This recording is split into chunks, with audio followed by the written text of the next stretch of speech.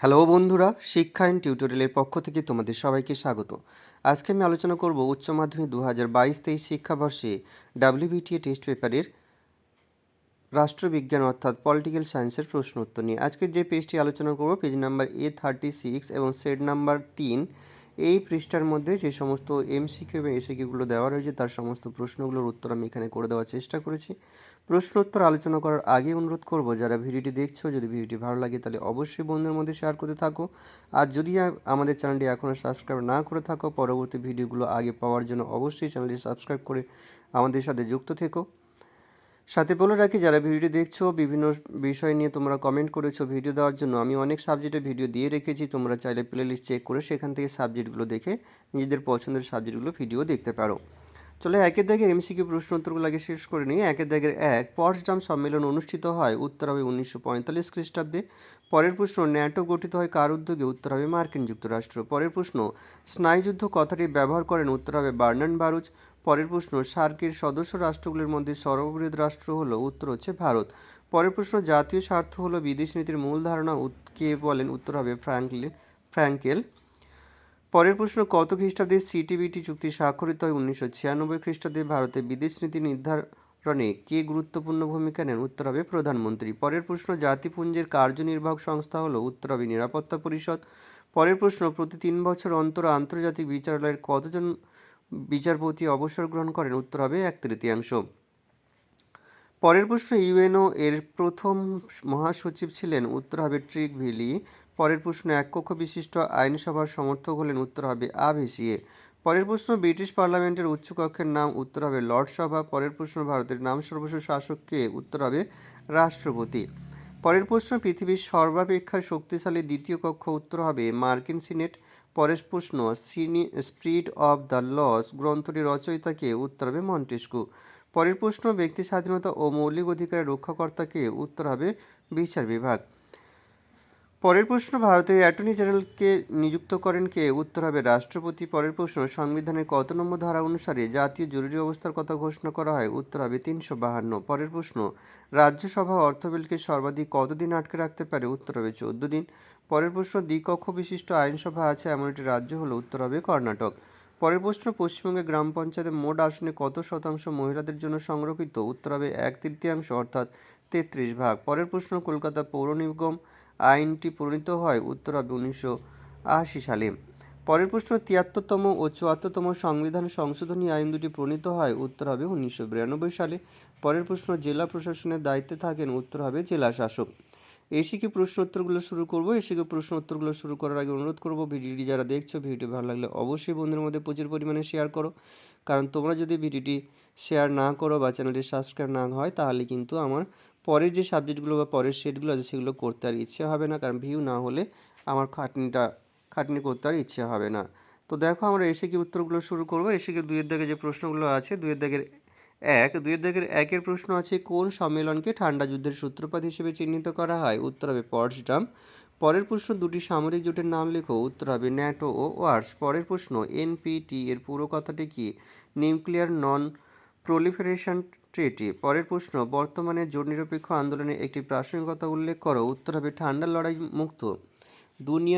দুনিয়ায় বিশ্বায়নের মুক্তবাজার অর্থনীতি যুগে উন্নত ও উন্নয়নশীল দেশগুলির মধ্যে ব্যাপক বৈষম্যের সৃষ্টি হয়েছে।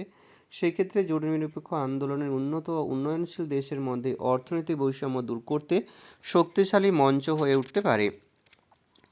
পরের প্রশ্ন, পারমাণবিক নিবৃত্তিকরণ বলতে কী বোঝো, উত্তর লিখবে, যখন পারমাণবিক শক্তিধর রাষ্ট্রগুলি পারমাণবিক অস্ত্র প্রয়োগের সার্বিক ধ্বংসের আশঙ্কায় পরস্পরকে আক্রমণ করা থেকে বিরত থাকে, তখন তাকে পারমাণবিক নিবৃত্তিকরণ বা পারমাণবিক প্রতিরোধ বলা হয়।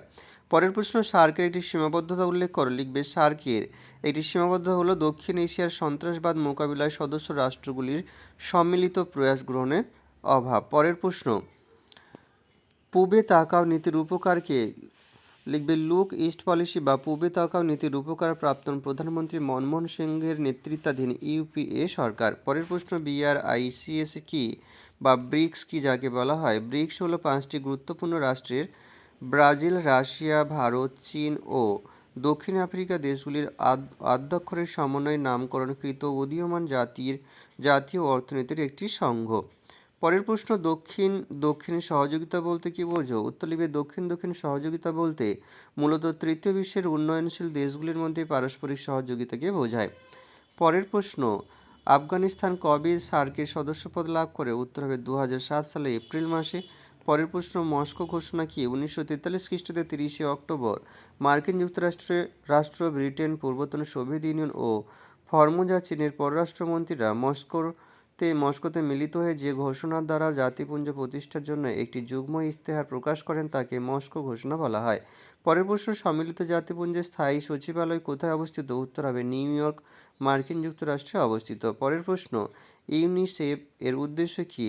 উত্তর লিখবে শিক্ষা, বিজ্ঞান ও সাংস্কৃতিক ক্ষেত্রে সহযোগিতার মাধ্যমে বিশ্ব শান্তি স্থাপনের চেষ্টা করা। পরের প্রশ্ন, ভেটো কী?